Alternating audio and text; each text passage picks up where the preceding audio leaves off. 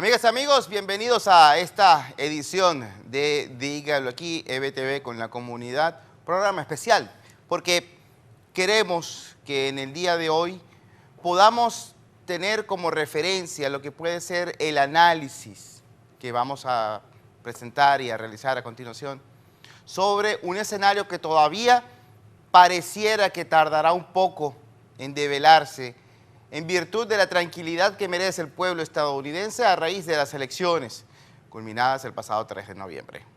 Hay todavía una fuerte disputa con litigio judicial de por medio en puertas de lo que puede ser el próximo periodo presidencial.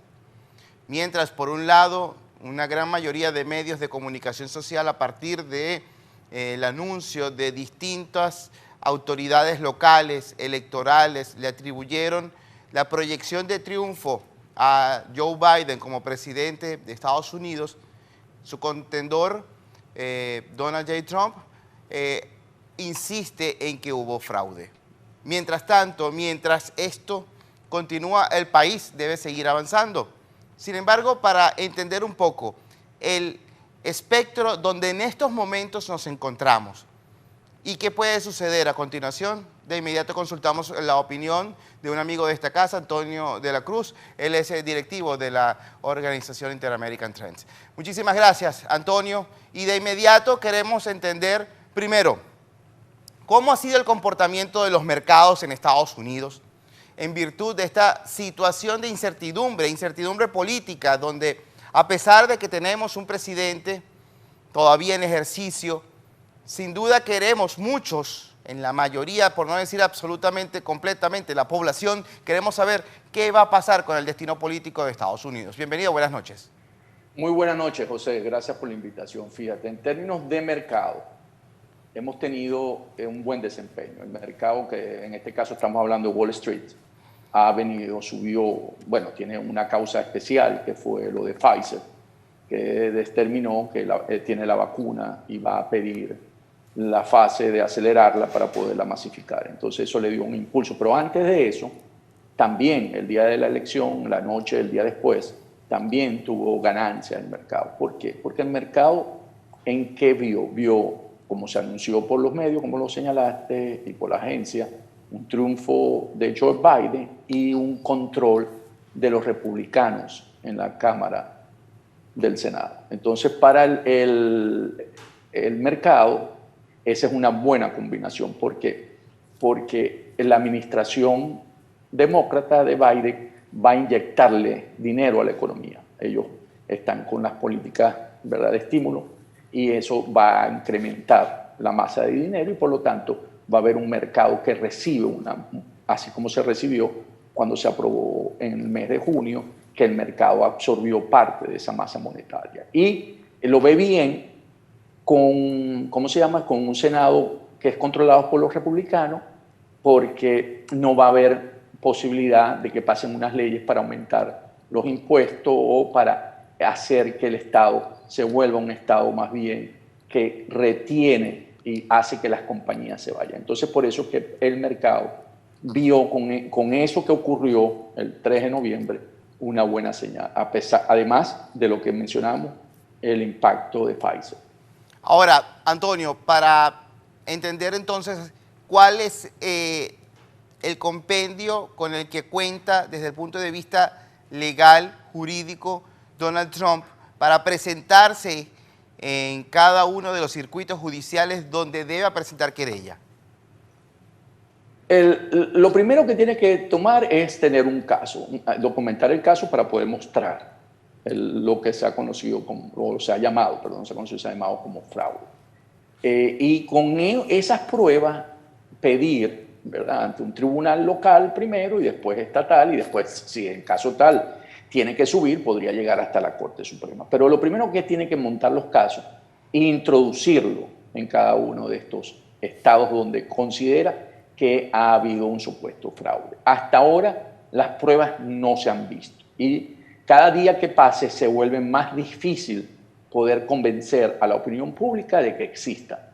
O sea, hay una buena voluntad, hay irregularidades, de hecho que hay irregularidades, pero pareciese que pruebas contundentes no las tiene en la mano el Partido Republicano en este momento, el presidente Trump. Sigue buscando cómo construir esos casos, pero no termina de mostrarlo, porque conociendo bien lo que dice es que va a sorprender, pero no entrega hasta ahora las pruebas. Esperemos, en beneficio de la vía democrática y de las instituciones democráticas de este país, que si las tiene, surjan rápido y puedan ser manejadas por la justicia, porque a la final lo que estamos ahorita, estamos en la fase que podríamos entrar judicial para poder llegar a un feliz término y resolver las dudas que existan si hubo fraude o no en los procesos electorales en algunos estados.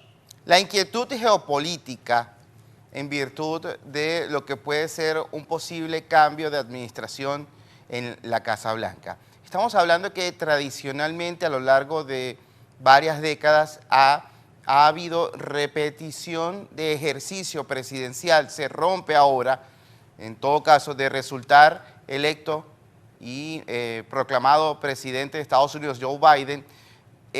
Pareciera que pudiese haber entonces, en medio de toda esta gran cantidad de cambios que puedan producirse, también otra perspectiva desde el punto de vista geopolítico. Sabemos que ya hay algunas reacciones de naciones amigas de Estados Unidos, pero ¿qué puede suceder en torno a la estabilidad que se ha producido, al menos de acuerdo como le atribuyen algunos analistas, a la última administración en la Casa Blanca? Ok, ¿qué ocurre? El presidente Trump, la agenda del presidente Trump en sus 4 años ha sido básicamente una agenda de máxima presión con todo lo que tenga que ver que no esté dentro de los valores de la democracia. Ahí podemos meter Cuba, Venezuela, Nicaragua, a los iraníes por otra situación, por la situación de las armas nucleares. Ahí entra también la lucha contra China en términos de competencia mundial. Él ha tenido una agenda donde básicamente ha ido limitando estos factores para que Estados Unidos se convierta, primero, mantener su liderazgo mundial en términos de hegemonía frente a una China que cada vez la vez más amenazante, mantener en la región, en América Latina, a lo que es el socialismo del siglo XXI cercado y aislado y poderlo sacar de juego, y ahí fue con una política muy fuerte de máxima presión, con sanciones, y en ese sentido ha sido muy frontal y habló de la doctrina Monroe, que era que América para los americanos, que cayó muy mal porque eso trae una experiencia que básicamente con esa doctrina en el siglo pasado se permitió invadir algunos países latinoamericanos y eso tiene muy mal sabor de boca en muchos gobiernos latinoamericanos. Entonces, esa política del presidente Trump es una política que asegura y que busca en estos países un cambio de gobierno y por lo tanto es por una política para que la democracia regresase a estos países, ¿okay? y tener una participación muy directa. Lo hizo directamente porque nunca se presentó una opción de fuerza, sino a través de la política de máxima presión y vio que era en el caso de Venezuela, porque Venezuela sí es la que financia y la que le entrega los recursos tanto a Cuba y en algún menor, no ahorita, pero en un pasado, a Nicaragua. En esa estrategia de pensar que lograr en Venezuela un cambio político facilitaba que los restos, tanto Cuba como Nicaragua, eran régimen que podían debilitarse y por lo tanto hacer un cambio hacia la democracia. Si algo ha afectado, impactado el resultado de estas elecciones, de las cuales todavía se espera un pronunciamiento definitivo, ha sido la comunidad venezolana, porque gran parte de la diáspora que reside acá en Estados Unidos ha comprado el mensaje de todas las opciones sobre la mesa. Recordemos que el presidente de Estados Unidos, Donald J. Trump, una vez que abordó la problemática de nuestro país, la incluyó en medio también de lo que ha sido el discurso de la Unión. Era la primera mención que se hacía de la política estadounidense, de un momento tan importante de la política estadounidense anualmente, por primera vez Venezuela representaba un punto de referencia e incluso de convergencia bicameral y bipartidista, porque vimos allí cuando la mención del reconocimiento de Venezuela para ayudar a nuestro país hizo que líderes del Partido Republicano y del Partido Demócrata aplaudieran a favor ante lo que hacía y decía el presidente de Estados Unidos. ¿Ahora qué queda? Ha quedado esto como un bluff, como lo hacen ver a veces los demócratas, que quiso engañar a todos en nuestro país, en Venezuela, y quiso engañar a los votantes que están facultados para sufragar, venezolanos, americanos. Antonio. Fíjate, José, ¿qué ocurre? El presidente Trump sí tiene a Venezuela dentro de su lista de prioridades, porque como lo señalaste, él mismo le preguntaba a sus secretarios de cómo estaba la situación, según información de Juan Cruz, que estuvo en el Consejo de Seguridad Nacional, que él era el que preguntaba cómo avanzan las acciones en Venezuela. Y eso es muy importante porque la agenda de política exterior es manejada por el presidente de los Estados Unidos siempre, y que entre tanta actividad que tiene que estar observando y que tenga en su mente como una prioridad, y lo menciona, es muy importante porque le manda una señal a cada uno de sus secretarios. Eso realmente estaba o ha estado con el presidente Trump. Por eso que para los venezolanos sembró una gran esperanza, porque él era uno de los factores que tenía en constante ocupación la situación de Venezuela. Entonces, ¿qué ocurre? Al ver que, suponiendo que se dé el presidente Biden como presidente de los Estados Unidos a partir del 20 de enero, él va a tener que reconstruir todas las políticas que el presidente Trump ha sacado de lo que dejó en el legado Obama en su administración de 8 años cuando Biden era vicepresidente. Entonces, ¿qué ocurre? Que Venezuela en ese momento pierde visibilidad ante eso. Va a estar, pero no va a ser de primer nivel, y en ese sentido, por eso siempre hemos visto que una administración Biden-Kamala Harris va a ser más bien con una agenda multilateral, como lo ha dicho ellos mismos, porque van a tener que tener tal esfuerzo para reconstruir todo lo que montó Trump, que le va a tomar tiempo. Entonces aquí vamos a ver una agenda mucho más en esfuerzos comunes, buscando cómo Venezuela va a ir construyendo, como ellos lo han dicho siempre, su propio camino. ¿En qué sentido? En que los venezolanos nos toca buscar ese punto de acuerdo, y va a ser mucho la agenda que manejó recientemente Josep Borrell, que puso en la mesa, que es a través de los procesos electorales. Entonces va a venir una búsqueda de que los esfuerzos se hagan por la parte electoral, y puede haber una negociación, y aquí la gente se hace una pregunta: si tiene precio la cabeza de Nicolás Maduro y de otros miembros, ¿cómo eso va a funcionar? Bueno, básicamente ahí la justicia norteamericana va a seguir presente, porque eso no caduca, eso no se vence. Sin embargo, no se hace todo el énfasis necesario como si el presidente está encima de ello. Entonces, ¿qué ocurre? Que pueden ser factores para una negociación donde los términos de las condiciones para una elección próxima sean mucho más competitivos y mucho más democráticos. Y entonces, ¿qué tenemos en Venezuela en un calendario de esto? Tenemos elecciones de gobernadores y alcaldes el próximo año. Entonces yo creo que ahí la Unión Europea nos va a incentivar a buscar y a participar y ir recorriendo ese camino, y nos dirán que en el 22 hay unas elecciones, ¿cómo se llama? Hay un plebiscito, hay un referéndum revocatorio, y en el 24 hay una presidencial. Yo creo que venimos a recorrer más ese camino, y va a haber, sí, una presión con todo eso que hoy existe sobre sanciones por ayuda humanitaria, pero buscando que nos encaucemos en una línea netamente electoral. Ahora, esto deja desplazada entonces, como lo acabas de sugerir, el problema venezolano desde el punto de vista de seguridad nacional que representa dentro del hemisferio la inestabilidad que genera Venezuela. En un caso de este cambio de administración. Antonio, deja un sinsabor, sin duda, el entender que el esfuerzo para que la presión desde distintas maneras pueda ejercer algún cambio en nuestro país, en Venezuela, que se vaya Maduro. No se pudo durante todo este tiempo, durante esta administración. ¿Consideras que hacía falta quizás mayor tiempo? ¿Hacía falta que Donald Trump repitiera o esto pudiese haberse prolongado y convertirse en un gran tubo de ensayo?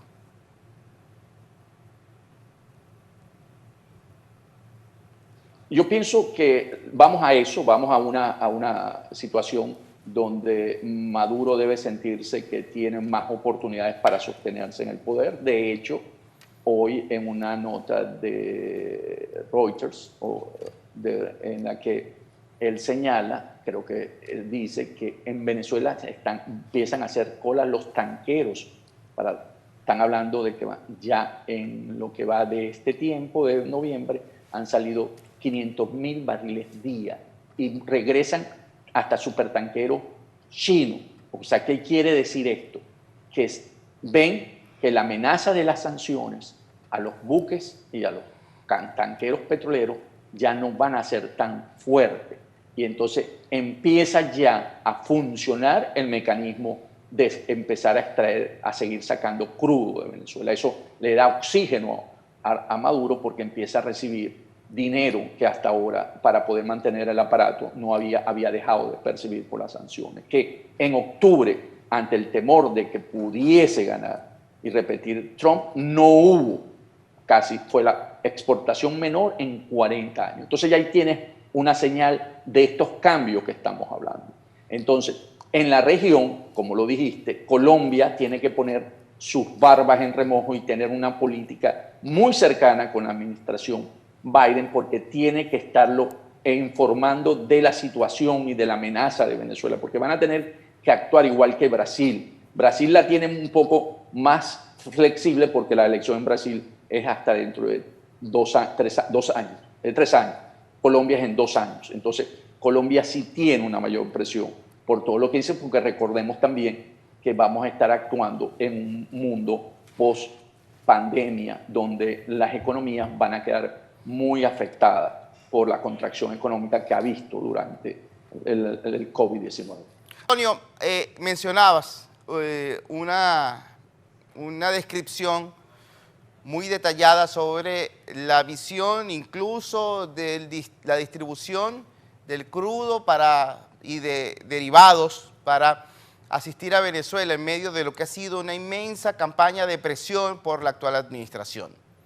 ¿Cómo cambia o cómo se puede ver incrementado durante este tiempo en caso de que vaya a ocurrir el cambio en la Casa Blanca? ¿Se puede ejercer mayor presión durante los días que están por venir hasta que se ejecute el cambio el próximo 20 de enero? Es decir, ¿hay esperanza de que pueda haber mayor vigorosidad en este tipo de medidas antes de que pueda inyectársele más oxígeno a la economía de la cual está apoderada Nicolás Maduro? En este momento tenemos un escenario donde toda la atención está en documentar los casos supuestos de fraude en los estados correspondientes. Por lo tanto, la atención de Trump no está ahorita en Venezuela. Y una vez que se determine y logre salirse y aclararse esta situación, empezamos en lo que se llama la transición. Entonces, si ganase Biden. Por lo tanto, en esa transición, las decisiones del presidente son consultadas con la otra administración. Si tomamos en cuenta y decimos, bueno, el presidente Trump es un hombre irruptor y no lo va a hacer, en sus propios secretarías, o sea, la Secretaría de Estado o la Secretaría del Tesoro, que tiene que tomar estas decisiones, podrían ser lentos en el momento de tener que tomar las decisiones, porque consideran que ya su periodo está agotado. Entonces, en ese sentido, por eso la señal que está dando hoy Venezuela de recibir todos los tanqueros, volver a llegar a la costa venezolana, es básicamente mostrando de que tienen una gran oportunidad, porque saben que esas sanciones por parte de la administración de Trump no van a ser tan efectivas como si él hubiese continuado en la presidencia. La población venezolana debiera preocuparse de que pueden venir periodos más difíciles a pesar de las dificultades que están atravesando, que todo puede ponerse cuesta arriba. Hemos visto que hubo fluctuaciones de alza del precio del dólar paralelo en nuestro país. Esto puede colocarse todavía un poco más extrema esta situación. No, porque si vemos va a empezar a circular nuevamente, salir las exportaciones de petróleo, va a recibir recursos legales, legítimos, ¿verdad?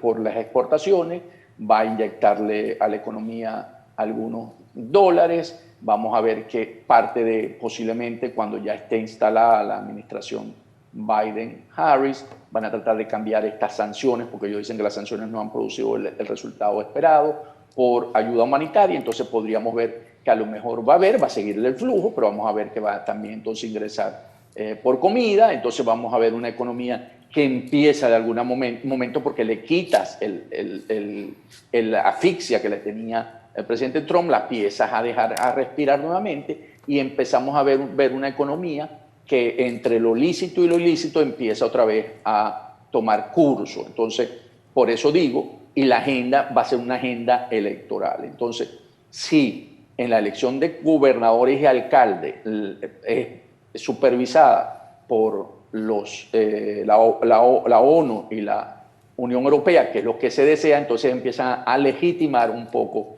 el caso de Venezuela. Entonces yo creo que eso que vemos hoy, por la asfixia que tenía la máxima presión del presidente Trump al aspecto financiero, eso se va a relajar y vamos a ver que no va a ser tan... va a haber presión, pero no va a llegar a tener los resultados que tuvimos con la presidencia del Trump. Antonio, cambiamos de tema. Recientemente el abogado Baltasar Garzón ha dicho que su representado, su defendido en Cabo Verde, Alex Saab, está siendo objeto de agresiones, que está siendo golpeado. Para ventilar un poco la proyección de este caso, desde el principio advertimos que pudiese tratarse de un largo litigio del cual pareciera todavía no se vislumbra hacia dónde pudiese inclinarse la balanza. Ok, recordemos aquí qué ocurrió. Este era un caso, o es un caso, fundamental para la administración Trump para poner casi en jaque mate, lo tenían no mate, pero lo tenían en jaque con poco movimiento a Maduro, porque supuestamente es su testaferro. Y al traerlo, él iba a mostrar todas las conexiones con respecto a Maduro. ¿Qué ocurre? Que al ser una persona de mucho interés para la administración Trump y con una nueva administración, una vez que se determine, recordemos que el tratado de extradición entre Cabo Verde y Estados Unidos no hay un tratado firmado como tal. Por lo tanto, es una solicitud que se lleva una serie de mecanismos donde lo procedimental es importante. Entonces, lo que pudiese ocurrir, y aquí es una especulación, viéndole el viento a favor en este momento al régimen de Maduro, es que una vez que se determine, porque la decisión ahora se va a tomar el 30 de noviembre, la lograron posponer, es que una vez que se determine que gane Biden, posiblemente ya no hay la presión, o se sienta, porque no hubo nunca presión, pero se sienta el compromiso con la administración Trump, y puede hacer que en ese momento los jueces tengan a lo mejor una solución mucho más acorde con los criterios del procedimiento y podrían ver que ya no siendo un hombre tan clave para la administración Trump, puedan tener una mayor flexibilidad y pueda haber una solución que no venga a Estados Unidos, sino que busque otra solución, lo que por supuesto facilitaría nuevamente y favorecería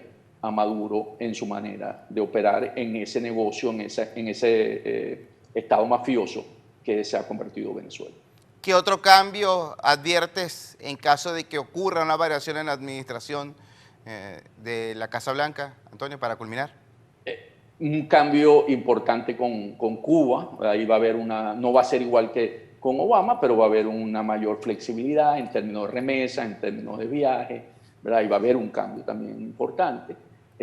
Con China van a tener que revisar la posición que deja el presidente Trump, porque en ese sentido sí hubo una situación que van a tener que ver. Y también con Europa va a mejorar mucho las relaciones con Europa van a mejorar, van a haber un frente, y por supuesto, como tú sabes, el Acuerdo de París, el cambio climático, y ahí también va a haber importancia, pues recordemos que él habló de Brasil, buscando un fondo de 20 millones para que Brasil pudiese controlar el Amazonas, y ahí va a tener seguro algunas diferencias con el presidente Bolsonaro.